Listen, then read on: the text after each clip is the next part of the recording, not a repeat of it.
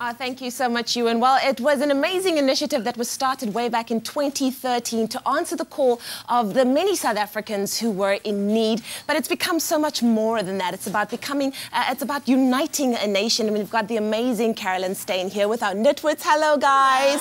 We've also got Mr. Sipamla here, who is the Director of Sports, Recreation, Arts and Culture at Correctional Services, as well as Letitia. It's so wonderful to have you here. Oh, thank you. Carolyn, you know what? Just seeing all of you here, seeing the young ones and their faces. They've been up since early. You guys are crocheting away. This has been such an amazing focus over the last few years. But what has this initiative, 67 Blankets for Mandela Day, meant to you?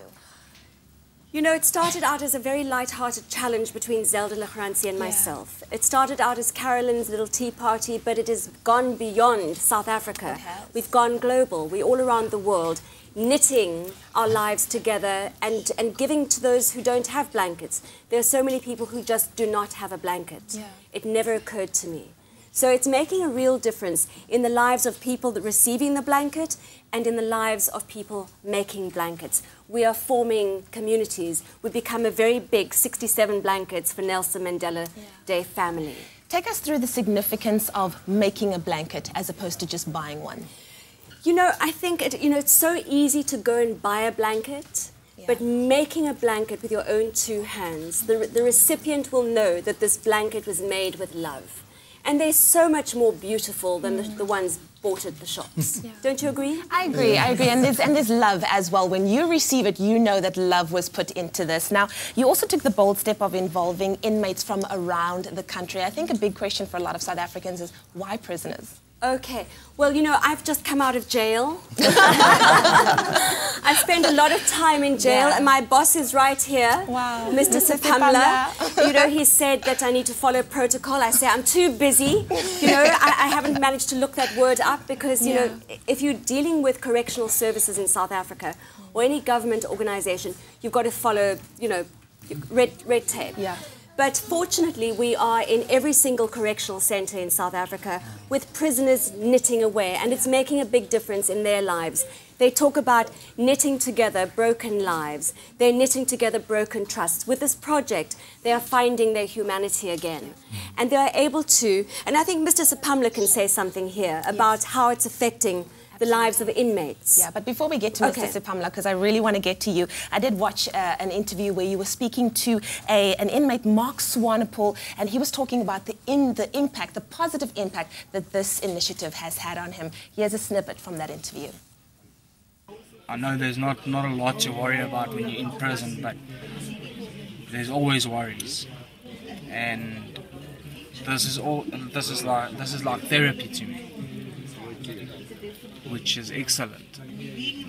I haven't found anything that helps me as much as the 67 blankets helps me. In the afternoons, I can't actually wait for them to lock us up so I can start with my blanket. Really? Yeah.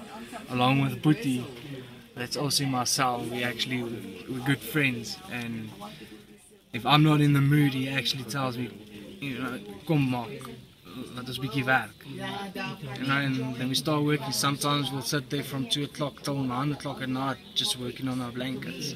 Oh, that is Mark Swanepoel. He's currently an inmate and talking about the positive effect that this has had on him. Mr. Sipamla, what has the 67 Blankets drive meant to the prisoners participating?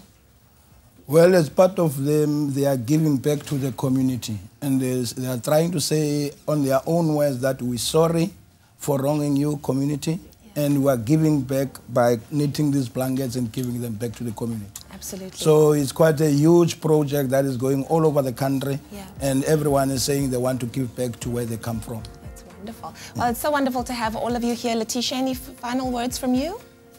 One thing that is also nice about this project is that the offenders, wherever they are incarcerated, they actually have this opportunity to give back to the communities that is surrounding the correctional centers where they are incarcerated.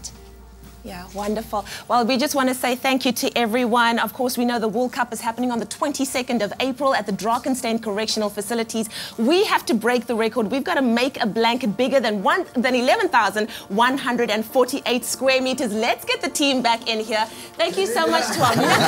Thank you, Carolyn Steyn. It's been an amazing thing. Carolyn sent 67 blankets today. Absolutely. Yes.